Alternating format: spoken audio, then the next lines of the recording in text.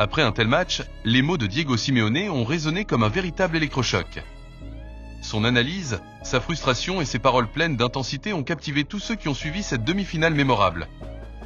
Mais avant de découvrir ce que le Colo avait à dire après ce choc électrique entre le FC Barcelone et l'Atlético de Madrid, si vous êtes passionné par cette rivalité brûlante du football espagnol, abonnez-vous dès maintenant. Ici, vous ne manquerez rien des grandes batailles entre ces deux géants. Dans l'arène bouillonnante de l'Estadio Olympique Louis Compagnie, le FC Barcelone et l'Atlético de Madrid ont offert un spectacle footballistique inoubliable lors de la demi-finale allée de la Copa del Rey. Ce 25 février 2025, les deux géants du football espagnol se sont affrontés dans un duel épique qui s'est soldé par un score spectaculaire de 4-4. Dès la 1 minute, Julián Álvarez ouvre le score pour l'Atlético après un corner de Griezmann. Quelques instants plus tard, à la 6 minutes, Griezmann double la mise après une récupération et une passe décisive d'Álvarez. Le Barça réagit rapidement.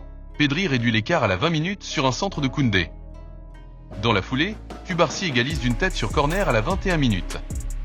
Juste avant la pause, Íñigo Martínez donne l'avantage au Blaugrana à la 41 minutes, encore sur un corner de Rafinha. En seconde période, Lewandowski marque à la 74 minutes sur un service parfait de Lamine Yamal. Alors que le Barça semble contrôler le match, l'Atlético réagit. Llorente réduit l'écart à la 84 minutes. Puis, dans le temps additionnel, Sorlo égalise à la 94 minutes après une passe décisive de Lino. Un match fou qui laisse le suspense entier pour le retour à Madrid, le 2 avril. Après cette rencontre riche en rebondissements, Diego Simeone s'est présenté en conférence de presse avec son habituelle lucidité.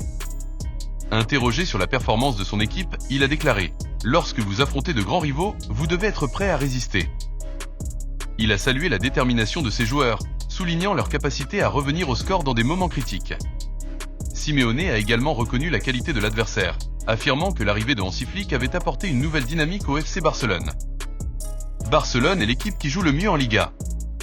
Ils attaquent brillamment, leurs chiffres parlent d'eux-mêmes sur la saison qu'ils font, a-t-il ajouté.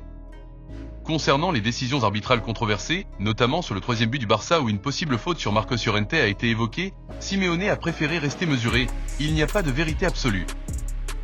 Il a insisté sur le fait que son équipe devait se concentrer sur son propre jeu et éviter de se laisser distraire par des éléments extérieurs. En vue du match retour, prévu au Riyad Air Metropolitano le 2 avril 2025, l'entraîneur argentin a exprimé sa confiance en son groupe.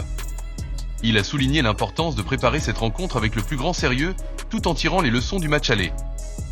Nous devons aborder le retour avec la même intensité, en corrigeant les erreurs commises aujourd'hui, a-t-il conclu.